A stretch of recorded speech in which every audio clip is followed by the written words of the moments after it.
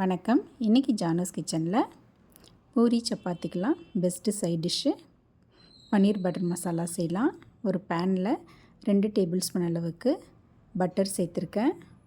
Butter melt ஆனதும் அதில் 250 gram அளவுக்கு பன்னீர் சேர்த்து ஒரு 2 நிமிஷத்துக்கு இந்த மாதிரி பரட்டி விட்டுக்கலாம். பரட்டி விட்டுட்டு அதை ஒரு பவுலுக்கு மாற்றி வச்சுக்கலாம். இப்போது அதே பேனில் கொஞ்சமாக எண்ணெய் சேர்த்துக்கிட்டு 1 டேபிள் ஸ்பூன் அளவுக்கு எண்ணெய் சேர்த்துக்கிட்டு ஹோல் கரம் மசாலா எல்லாத்தையும் போட்டுக்கிட்டு கொஞ்சமாக சீரகம் சேர்த்துருக்கேன். ஒரு மீடியம் சைஸ் வெங்காயம் கட் பண்ணி போட்டிருக்கேன்.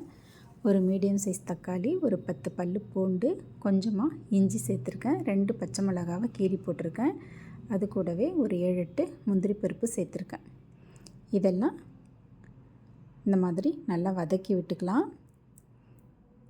வதக்கி விட்டுட்டு இதை மூடி போட்டு 2 நிமிஷத்துக்கு அப்படியே விட்டுடலாம் மீடியம் ஃப்ளேமில். இப்போ இதை ஓப்பன் பண்ணிவிட்டு நல்லா கலந்து விட்டுட்டு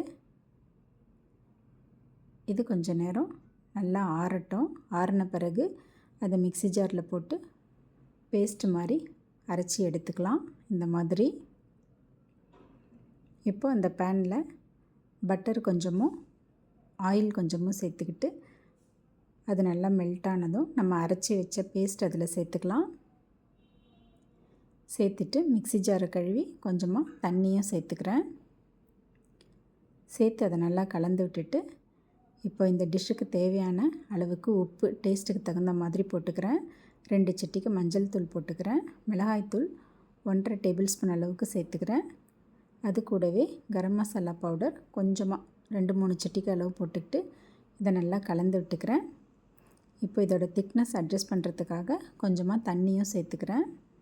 தண்ணி சேர்த்து இதை நல்லா கலந்து விட்டு இதை மூடி போட்டு மீடியம் ஃப்ளேம்லேயே கொஞ்சம் நேரம் கொதிக்க வச்சுக்கலாம். ஒரு 3-4 நிமிஷம் லோ டு மீடியம் ஃப்ளேம்லேயே இருக்கட்டும். இப்போ நல்லா கொதிச்சிடுச்சு. நம்ம ஏற்கனவே ஃப்ரை பண்ணி வச்சுருந்த பன்னீரை இதில் சேர்த்துக்கலாம். எல்லா பன்னீரையும் சேர்த்துட்டு நல்லா கலந்து விட்டுடுறேன்.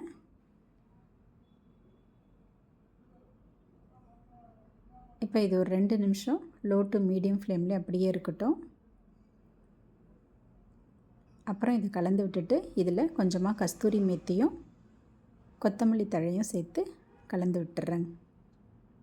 அவ்வளோதாங்க, ஒரு அருமையான டேஸ்ட்டில் பன்னீர் பட்டர் மசாலா ரெடி ஆகிடுச்சு. இது பூரி சப்பாத்திக்கெலாம் ரொம்ப நல்லாயிருக்கும். தேங்க்ஸ் ஃபார் வாட்சிங்.